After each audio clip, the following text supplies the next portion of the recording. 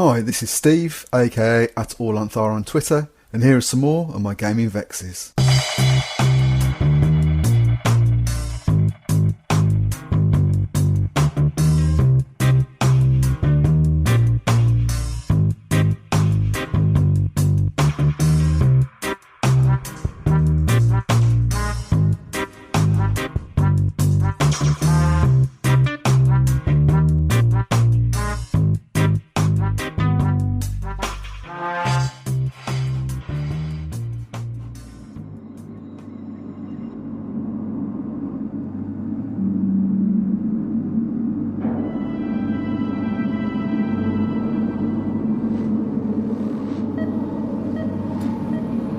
Space is vast, dark, and not your friend.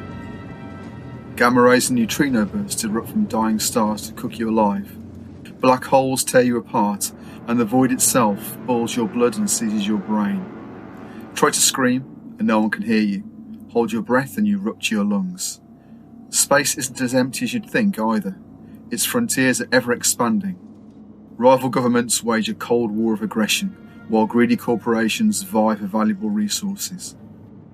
Colonists reach for the stars and gamble with their lives. Each new world tamed is either feast or famine. And there are things lurking in the shadows of every asteroid, things strange and different and deadly.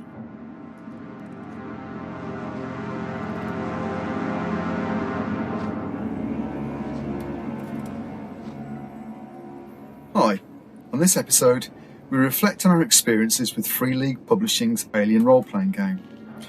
Over the course of 11 sessions, a group of us played through the Destroyer of Worlds cinematic scenario using Foundry VDT.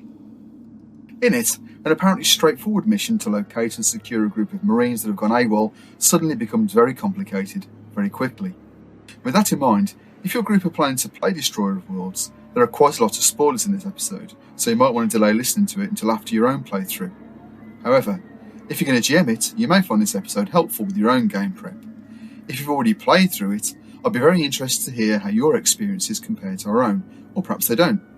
You can leave an audio message on Anchor, which I'll include in a future episode, or you can always reach us over Twitter. Although this podcast allegedly covers my gaming vexes, I occasionally get comments that we are rarely, if ever, actually vexed about anything much. Our niche is very much as the shipping forecast of tabletop RPG podcasts. If you can make your peace with whatever range of regional British accents are on offer in any particular episode, you'll rarely find much to take exception to. In this episode, however, we come dangerously close to fulfilling the promise of the show's title, as we have views about the Alien RPG in general, and the Destroyer of Worlds scenario in particular. I do recommend you give the game a go if you haven't already, but it's a very particular play experience that I think's better if you go in with your expectations thoroughly managed. So, with that, on with the show.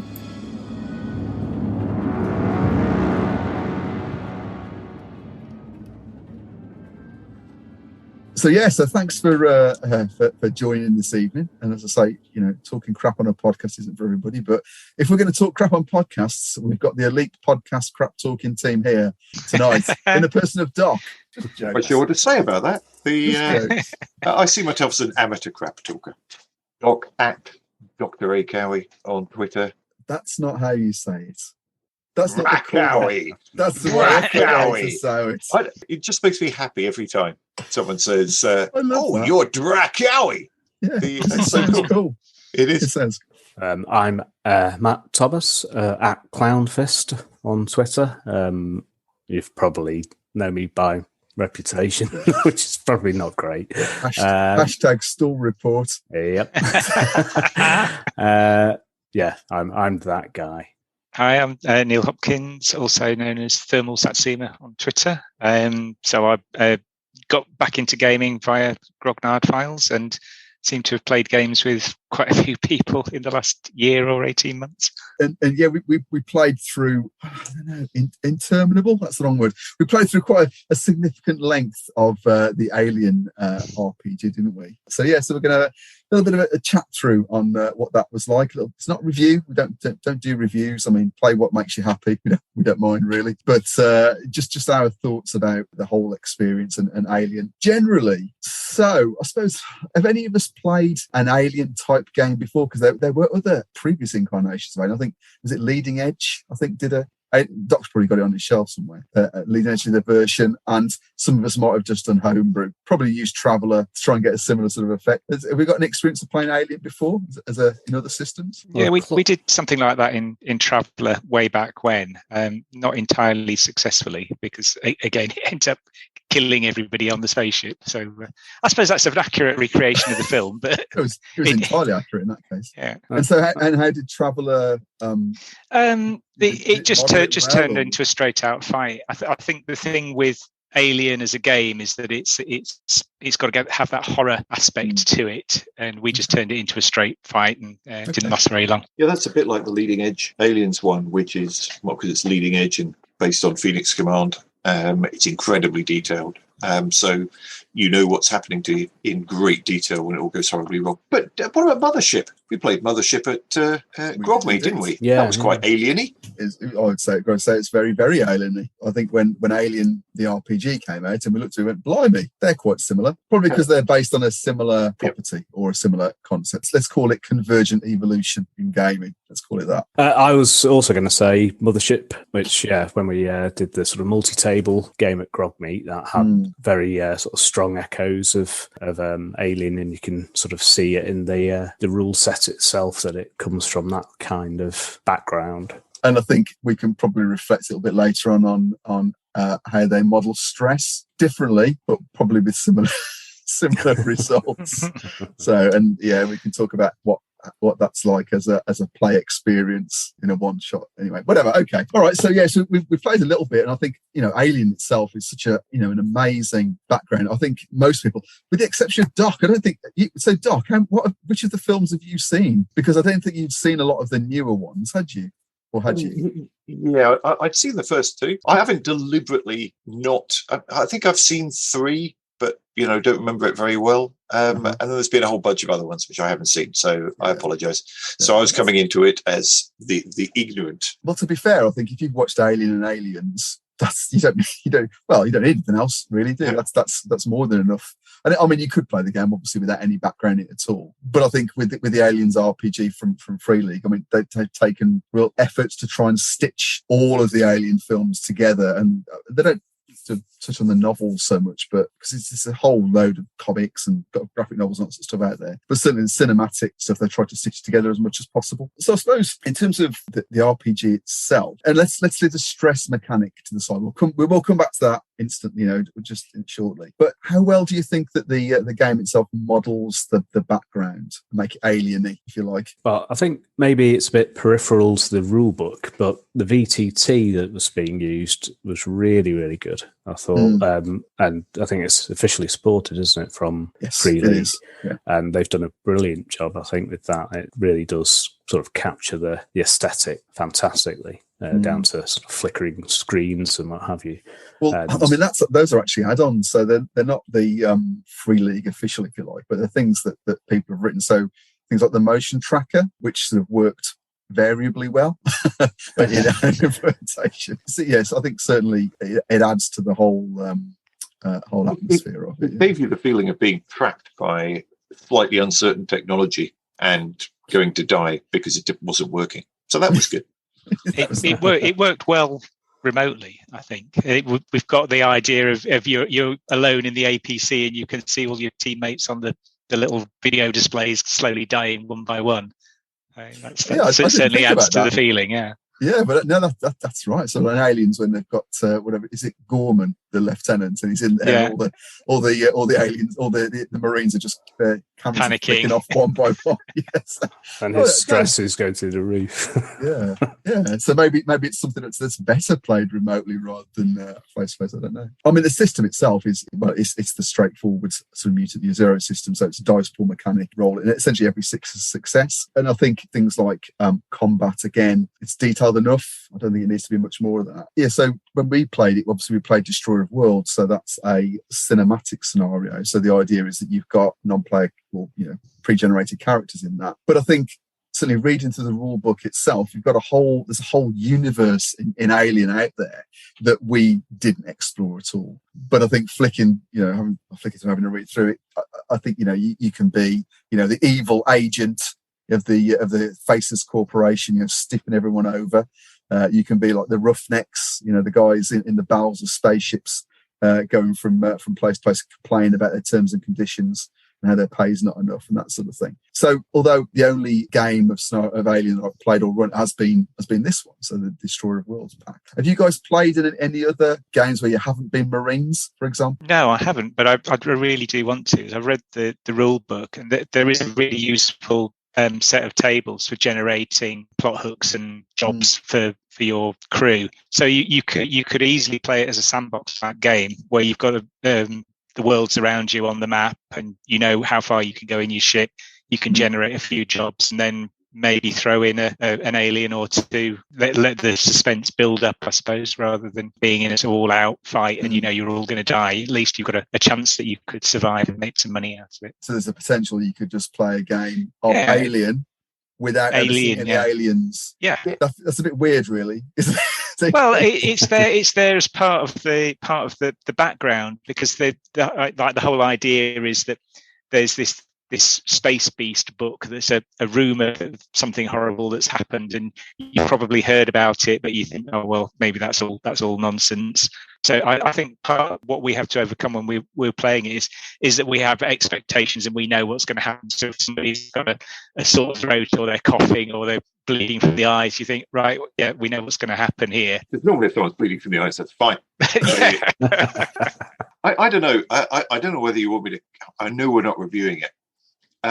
Please feel free to say anything you like, Doc. It's all good. I just think the problem with Aliens is that if you want a game with aliens in it, it's really difficult to do, and because of the cinematic stuff.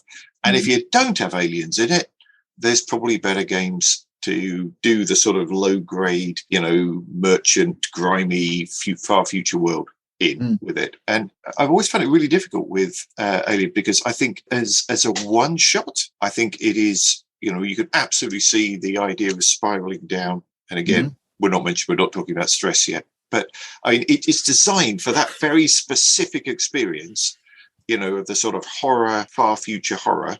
And horror campaigns with lots of horror in them tend to be quite difficult. I mean, if you look at, Cthulhu, I'm trying to think of big. Yeah. That's got lots of bad guys, most of which you don't meet till the end, or ideally don't meet at all. Whereas this, it's usually roughly the same horrific bad guys. They might be slightly different with an extra set of jaws or something, but they're basically the same bad guys. So I think I just think it's difficult to run a campaign with. Though I've got lots of good things to say about what we actually did, but I'm going to start off by throwing that in. Yeah, no, I think that's fair. What you got any thoughts there, Matt? Yeah, I'm inclined to agree that, especially because it's so well known, such a well known film, a classic of the horror stroke sci-fi genre, that there is that expectation that you will encounter aliens as part of the adventure. And so what Doc said rings true, and you can kind of cover the grimy kind of blue collar sci-fi with things like Hostile, which is the old Cephas engine, 2D6 sci-fi add-on, and drop aliens into that, which would come as more of a surprise. And you're playing Aliens RPG. I wonder what's in this room. Oh, some eggs. So it's a conceptual thing, isn't it? So so you've got a system, all right. So you say, I want to play a role-playing game. Let's choose a system. So you're going to choose Cepheus, or you're going to choose, the Mutant Year Zero engine, or whatever is your flavour of game. Okay, you said, right, we're going to play a game. When you pick up as you said, Doc, when you pick up the Alien rule book, you're going, I'm playing Alien. But then your expectation is, as you say, that you're going to meet aliens. Maybe it's just because I'm quite limited as a GM. I just struggle with the whole concept of, I'd rather probably play something else. I mean, the system itself, I know somebody did a hack of the system and ran Babylon 5, which I think works perfectly well. So you could see how it would run a sci-fi system very effectively. Like, as you said, Neil, on Twitter, I think you were saying that there's obviously space combat in there. We didn't go anywhere near that, frankly, but you could do it quite easily. And it's nice and simple that you can, if you fancy having a space battle, it's easy to set up. It's not like Traveller where you've got to have a huge table and a protractor and bits of string and log tables and whatever. It's simple enough that you can get into it, and probably quite gentle as well. But it would be enjoyable, I think, to do that as part of a scenario. And I'm just thinking, I would probably struggle with it less if there was a Free League science fiction game. Here's a Free League science fiction game. It's got all these bells and whistles, and there's an alien module. Do you know what I mean? I think it's just because the game itself says alien on it in big, and it's got a big alien on the front. It's almost like, well, by picking it up, it's almost like you've signed up for that part of it. I mean, imagine if Call of Cthulhu was instead called, I don't know, Adventures in Innsmouth, and the only bad guys were basically deep ones. And every scenario basically had deep ones in it. And so you spend a lot of time going out on boats into the middle of nowhere. It's difficult because you're trying to recreate one kind of artistic experience using another type of artistic medium is always incredibly tricky. And I really sound like I don't mean to be, because I enjoyed it. I had a good time. I think we've got in danger here of actually having it being vexed on this podcast, because that's what we're about. Okay. But the brand. Hopefully people will be more furious with us on Twitter now because we're being a bit more controversial. I'm sure. Good. This is a win. To be fair, I mean, they're very specific talking about the cinematic scenario versus the campaign scenario. But again, I think it's fairly telling that they brought out the Colonial Marines Operations Manual up front, which, again, that doesn't have to involve aliens in it, I don't think. I mean, I've bought this, but I haven't read it in a lot of detail. But it's a lot about sort of, frontier warfare in a sci-fi universe. Great, and again, that by itself, you go, yes, that's fantastic. I like the sound of that. But it's the aliens game. You've certainly got enough in the background to have a nice big war going on. There's the different factions and independents, and there's plenty of scope for conflict between them. Whether that's like covert, that somebody's trying to take over a planet and get the resources, or a bigger battle, or your space battles. So you could have that sort of warfare type game very easily. I think there's a difference in that because that's the sort of sci-fi action. I think they say in the rulebook there's sort of three ways you could play it: as space horror, sci-fi action, or sense of wonder, where you're exploring ancient ruins and whatever. And we were definitely playing the sci-fi action with a heavy dose of survival horror. Try not to get eaten. It's absolutely, I think it's fairly telling that they brought out that one first. I think I'll be really interested to see what they do with a roughneck or something like that. Like sort of let's have a campaign set up that there's no aliens in it at all. It's more about that sort of corporate politics. And as you say, the background is, even the films themselves are fairly heavy on that. So is it Carter Burke in Aliens? That's the really sleazy corporate guy. It's all, links into the background. I think, as I say, it's just struggling with the fact that it's just got alien plastered all over it in terms of what that looks like. Probably you struggle with it less than I do.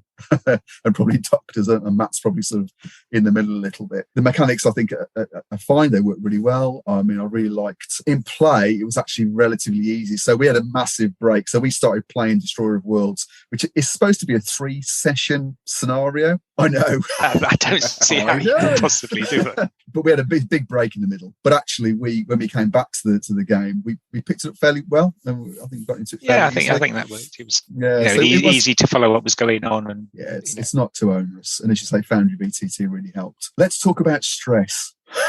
Because we need to talk about this right now. So the mechanic is, so you've got a dice pool and you roll d6s. There'll be certain things that will increase your stress pool.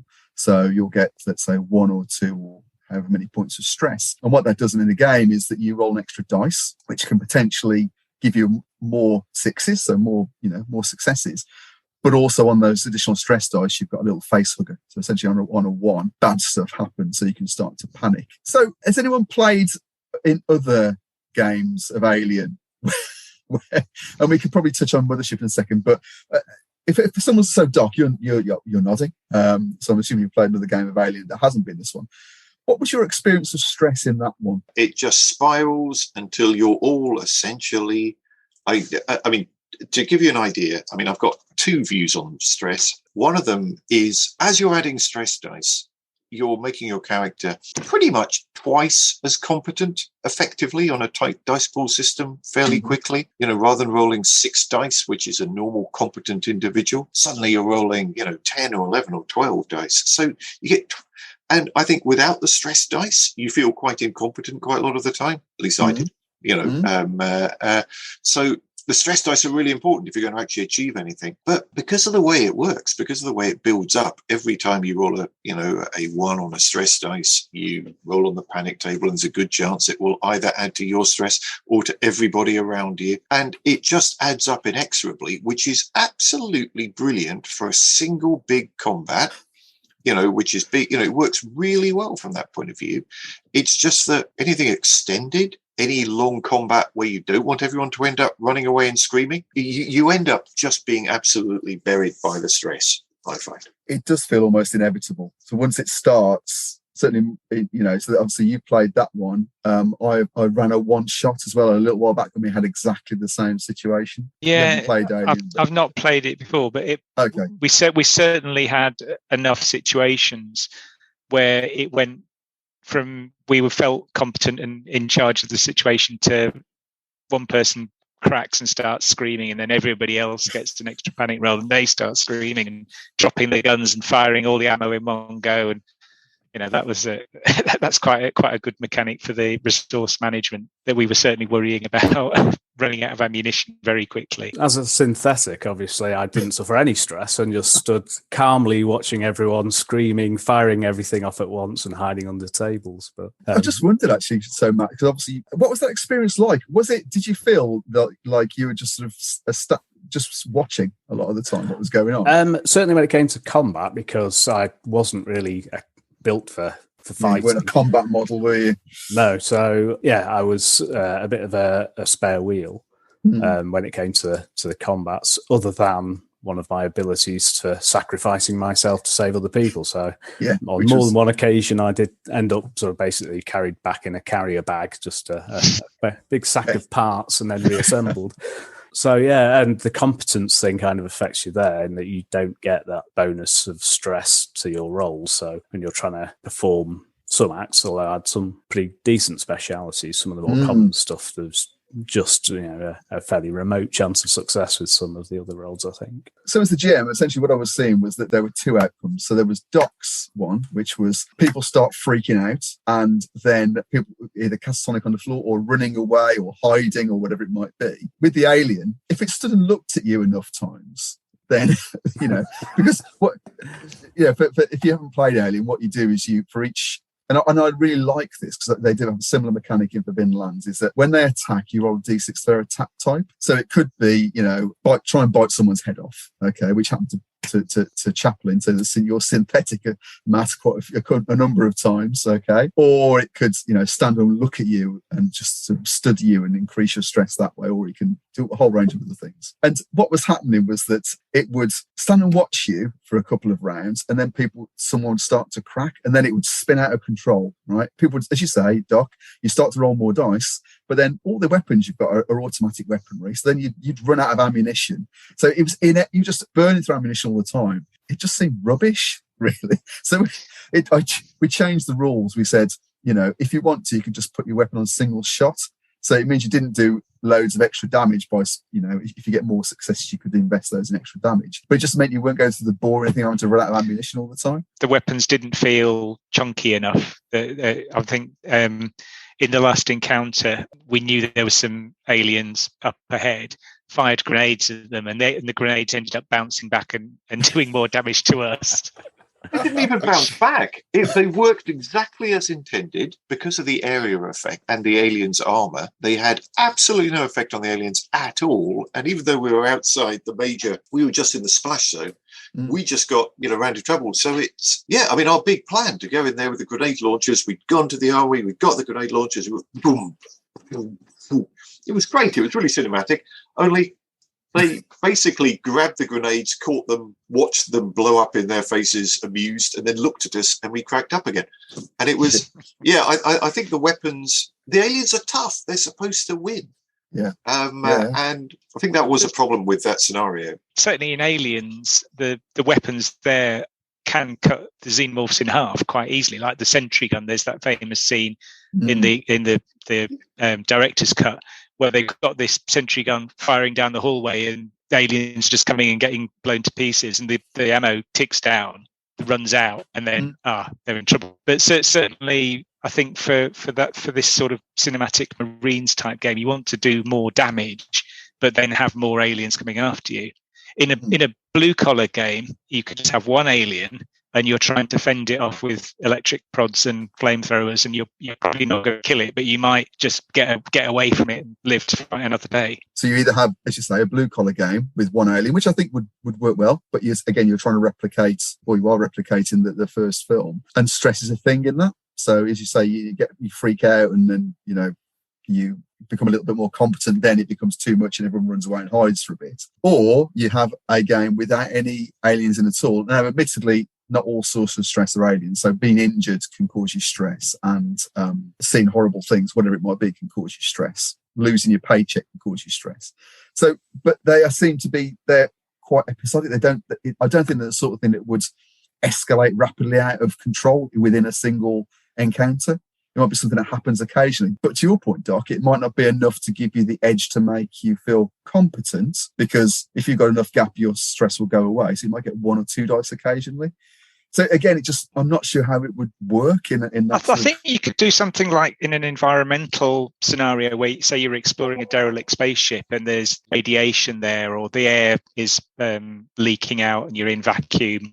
You're running out of resources, and there's a fire and it blocks off the way that you're going, so you've got to find another route, and you're getting more and more stressed and running out of resources. Yes, you could do that. Because they say in the book, space is a dangerous place. There's lots of things there, as well as the aliens. Yeah, undoubtedly. I mean, as I say, I'm perfectly willing to accept my narrowness of mind when it comes to this one. Yeah, I was just going to say, I think it worked really. Here I am. I do seem to be sounding like I'm slagging it off, but we had 3 really good fights that I remember in that. The lone alien, the first fight we had with the alien when we first discovered it, which ended roughly as you'd hope, with, obviously the synthetic being ripped apart and one of us being killed and the other 2 panicking. Just managed to kill it.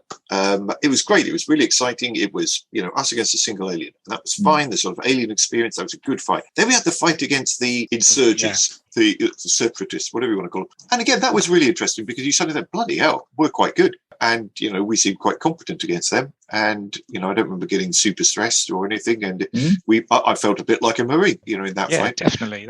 And then the final fight, spoiler, we all died, where it beautifully recreated everybody dying in Aliens. And it was I genuinely enjoyed it, in that it was clearly ridiculous. We were clearly, after we fired in the grenades and they just came out looking slightly grumpy, you thought, oh, we're definitely going to die then. I wonder how. And it gives you an interesting way to die. And again, just to reinforce, I absolutely love that random alien action thing. Yeah. Because it really, they feel alien, right? They do weird things. They do not do what you expect. So, the one that sacrificed itself for the hive by going and exploding acid everywhere. Yeah, that was effective. That was our most successful kill method, I think. I was hoping they rolled back. Getting the alien to eviscerate themselves. But the downside of that is they just spray you with acid, and that's essentially what took your character down, Neil. Your character went down first turn. That was it. First alien acted, cut itself in half, poured itself all over you. That was it. Done. And I had to, when I was playing that game, I had to embrace my inner old Scouser role playing, because obviously it's been a bit of a story game. I'm going, that's right. What they say, how do we make this work? And then I just go, no, do you know what? The dice fall where they may. Let's just see how horribly you're going to die at that point. And that's quite freeing, actually. At that point, as we said. Okay, all right. So I enjoyed. I mean, it was great to play with you guys, and obviously we had other people playing with us as well. It was good fun. I'm interested to see where they take it and how they make the next supplement work. I don't know they haven't announced it. I don't think. I'd imagine it's going to be some sort of roughneck or some sort of blue collar thing. I think it's a challenge to do it well, and I'll be interested to see what they do. I mean, if anyone's going to do it well, it's going to be Free League. So I've got confidence to be good, and I'll certainly be happy to run it again. I mean, as I say, the scenario we ran was Destroyer of Worlds. From your perspective, what was that like? How did the actual gameplay feel? Because it's cinematic, so I think there's a certain element of railroadiness to it, and I think we all accepted that up front anyway. But what are your thoughts about that story and that scenario? Certainly a lot in it, as you say. I mean, I can't see how that could possibly be done. But the opening act of it, where we're investigating what's happening, and there's like reports of something strange lurking in the settlement, and we're trying to find these missing Marines. There's a bit of an investigation where we went into the bar and trying to get the locals to talk, and that was great fun. And that was the build up, the sort of slowly building up the tension until the scene where we're in the police station or whatever it was, and I think we ended on a cliffhanger that I looked in the cell and there was a dead body there. Looked up, something on the ceiling. That's right. See you next time. That was an absolute classic moment, and it's superbly. That's what you want from a cinematic game. And as the sort of non-combatant synthetic, I think that first sort of half, I probably maybe had a little bit more for the synthetic to do in terms of hacking computer systems and so on. And once everything got a bit more shooty, it was more a case of diving into danger and ending up in the carrier bag again. And rapidly, I mean, we sort of developed the play style that, for those people who couldn't join the game, essentially, it was you or someone else would control the characters. And it almost became, here's a pool of pre-gens. We're just going to pick them out as we go along, because otherwise, as you say, the synthetic would be a bit of a bystander. So I think you'd have to enjoy it. You have to have, I think, a bit of unless you just have to sit and watch. But if you wanted to get stuck in, you'd need to use some of the other characters, definitely. He was so vital, Kurt. He was every single time. And was there a single fight where you didn't get ripped apart? It was, he was like, he gave us an extra life in every fight. I was about 30% duct tape by the end of it, I think. And I love the fact that the Marines would just have to sort of like, I don't know, stick him back together. I'm doing gestures for the podcast, so it doesn't really work very well. But yeah, I don't know, we just sort of hammered him back together, and he was this incredibly complex biomorphic android being ripped apart by aliens, torn, burnt with acid. And as you say, we duct tape him and he'd be fine. I'm fine again. It was always... I think there's a little bit of GM kindness there. There might have been. Me? No, certainly not. I mean, the rule is that shift of work, so 5 to 10 hours, whatever it might be, and a comtech role or something, and that's it. You're done, fixed. Otherwise, it's like you get ripped to bits as a synthetic, and you're done. You can't get better unless someone fixes you. So again, I'm interested on how. I mean, you probably wouldn't be able to have synthetics in a roughneck game because the number one, they're too expensive, and they're just too bloody good. Really, they would always be the captain and the best. So. It's interesting. It'd be interesting when they do their Blade Runner game, actually how they make it different from that. So I think that would be a bit of a challenge. But yeah, so as you say, there's lots to it. There are very definite segments. So there's the first, and again, spoilers. If you haven't played Destroyer of Worlds, best to switch off now. But there's an investigative component, which is the first bit. And as you say, there's lots going on. There's loads of plot threads and things that you can, NPCs that you can link to. And to be honest, as a GM, I found it quite overwhelming. I think if you've got a scenario with lots of moving parts, I've got a huge respect for people who run things like, Masks of Nyarlathotep or any of those like big spanning campaigns, because you got to keep so much straight in your head all the time. And if you're making it up yourself, it's okay because you make it yourself. But when you're trying to a published bit, you're trying to do justice to this box of stuff you've bought. And so I missed loads out. I just shut stuff out because I just thought, do you know what? We need to get through this before we actually all die of old age. Because it will go on forever and ever. So the first segment, interesting, and then the second segment is, you essentially, something happens. You guys are all out on your own. You're trying to make your way back to Fort Nebraska, which is the main sort of Marine colony. I mean, what did that feel like from your perspective as players? You definitely feel the desperation. Certainly when there was the scene where there was a battle going on and we got caught in the middle of it, blown up, and the captain was critically injured. So and then trying to get back on foot, everything going to hell around us, and then getting to the fort, and we couldn't even get into the fort because there were guns on it. It was definitely that sort of desperation of, it's that really hopeless. It's the scene in Aliens where it's game over, man, game over, we're screwed. Yeah, it captured that really well. It was definitely caught the atmosphere. I agree. There was there's frequent desperation going on, I think, from Fort Nebraska and onwards. But because I think we spent about 3 sessions playing that bit, getting you from where you fought with the insurgents, and then something happened, and you have to make your way back. But so it's 9 hours play basically, and again, there's loads of stuff I missed out of that. So you can pick and choose bits of it, certainly. And the campaign is certain, or the cinematic scenario is not missing content. But I think as GM, you're sort of going, well, I'm not going to do that. It's going to take too long. I'm binning that bit, and it feels sprawling. What it is. I really like the sort of green highlighted map, 1980s computer map. The graphics are great for most of them, except for the map of the base.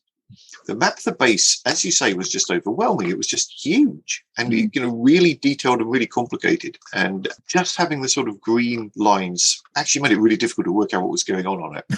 And it was just a huge place. You're going, how even big is it? Trying to zoom in on your screen, and I mean, how long does it take to go? How long does it take to move from here to here?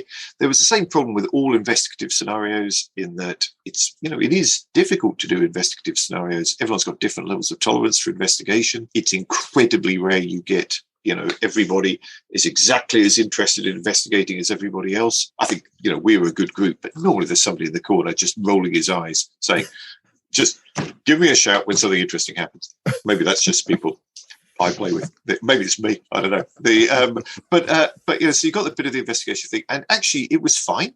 It was just, it looked really overwhelming before we started, and then we got to interesting bits fairly quickly. I thought it was a good scenario, actually. The other thing, so the 2 bits of investigation: 1, boring bits when nothing's happening; 2, the feeling that actually it was a lot more interesting than you knew. We just missed out on all the interesting stuff. That's the thing that always, with Cthulhu again, I'm using Cthulhu. There's always places you don't go to. There's this fascinating plot. Gone to and this fascinating story, and all you know is this guy, with 2 heads comes running out and attacks you, and you go, well, I wonder how he ended up with 2 heads. I bet that was interesting. And you never know. Yeah, it's the old blowing away the key NPC contacts. If you'd questioned him, you would have gone down this sort of route. But no, we just lit him up. Which I think it's definitely going to be a risk with any Alien game. Anyone that's remotely looking a bit queasy is probably going to get blamed. So. And again, because it's Alien. Okay, so you're playing Alien, you go, oh, there's something happening. Well, I bet that's an alien. Even though I've never met an alien, don't know what an alien is, but as a player, because we're playing aliens, a big picture of an alien on the front, so it's definitely going to be that anyway. So that almost like that first part, it feels like a bit of it's like a shoot.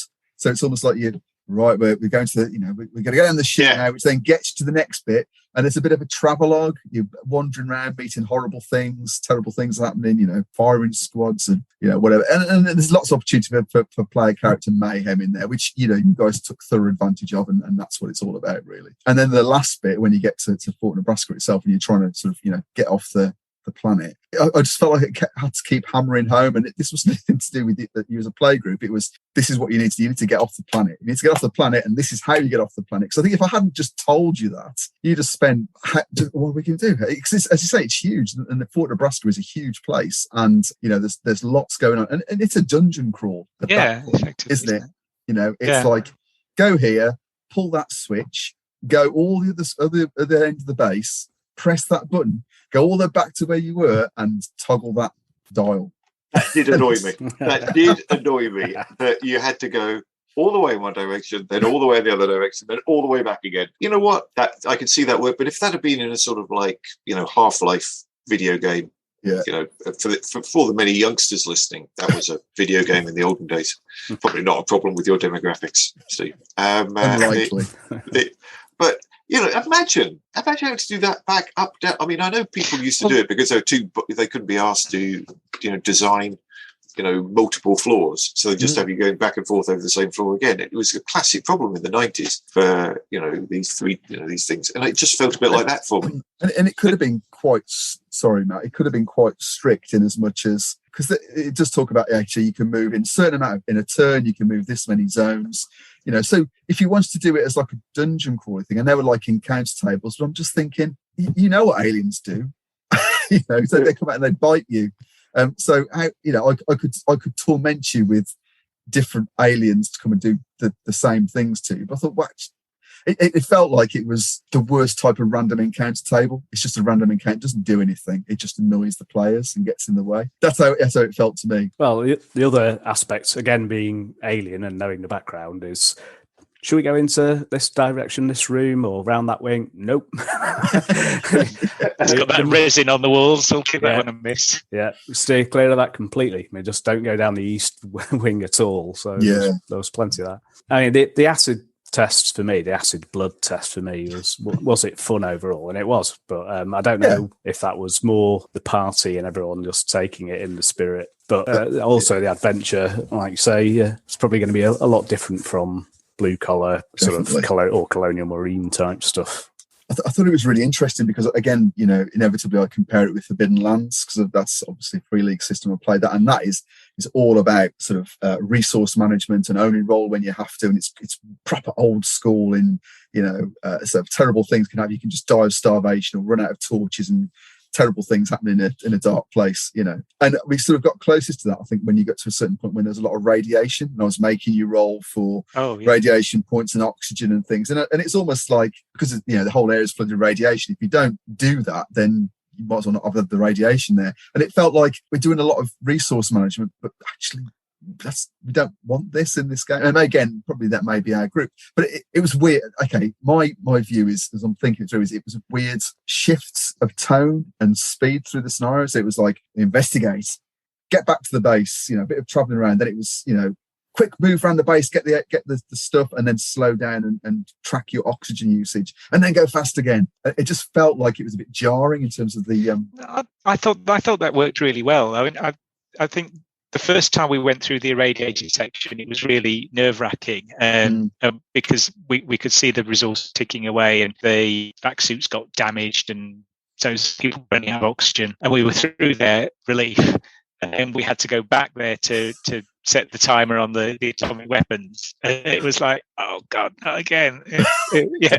Don't really want to go through that pain. But I also had the slight feeling, and again, tell me if I'm wrong, I have a slight feeling that you were fed up with the resource management because, I think, as you say, if you'd really counted all the squares and all the areas and made us roll every single time, I just think, A, it would have been quite boring, and B, we all would have just died in a corridor.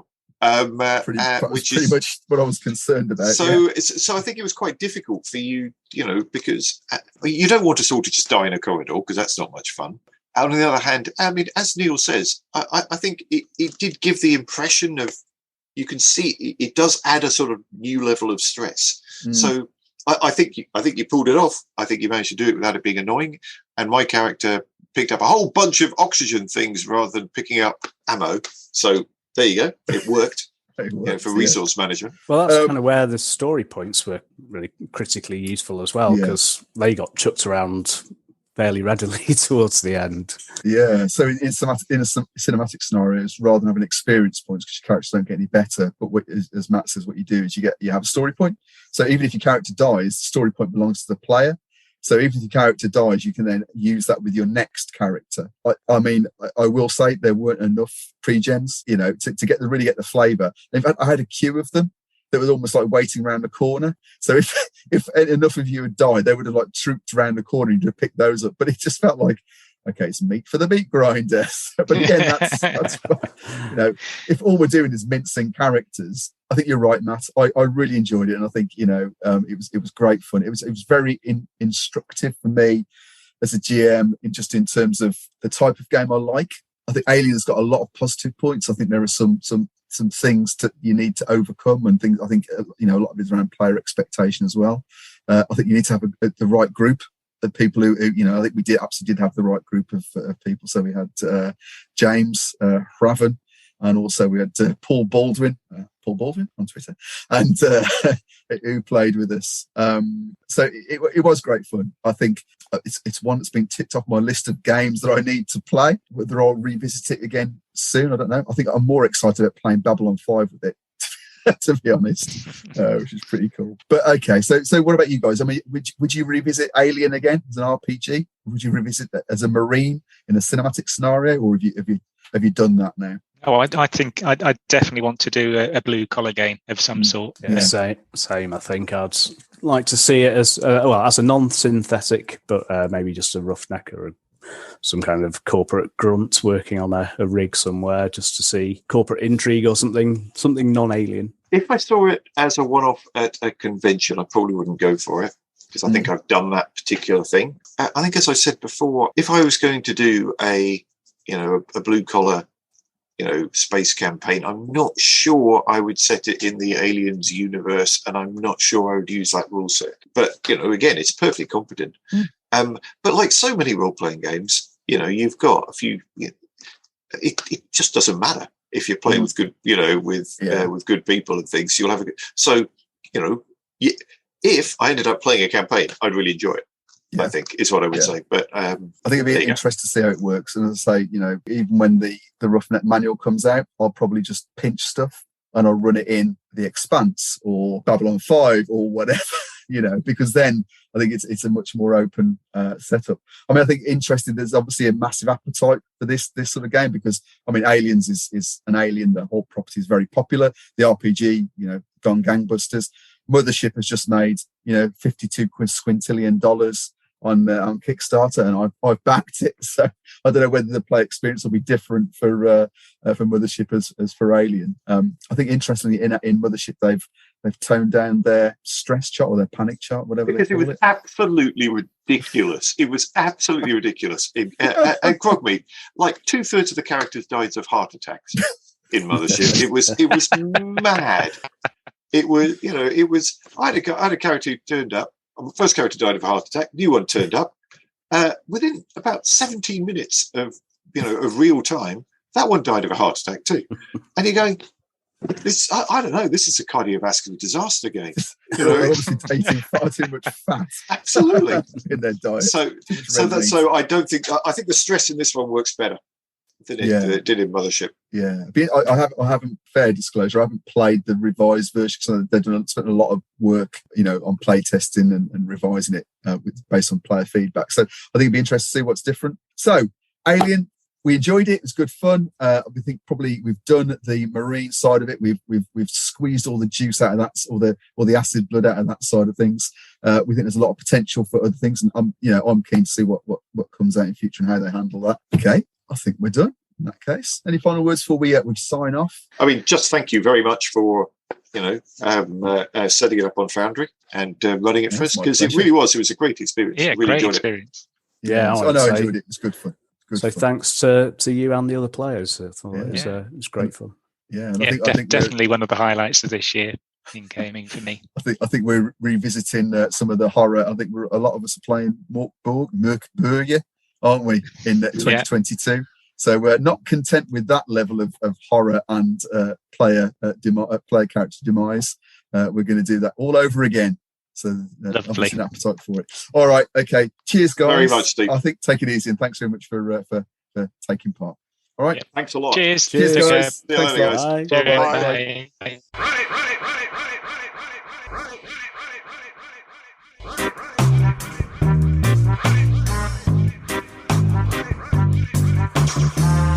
Thanks for listening to another exploration of my gaming vexes. If you've got any thoughts you'd like to add to what you've heard here, or a gaming vex of your own you'd like to offer up for discussion, you can contact me on Twitter @AllAnthar, or you can leave a voice message. The link's on the podcast webpage on Anchor, or can be found in the show notes. Until the next time, may all your games be free of vexatiousness, and be excellent to each other, always.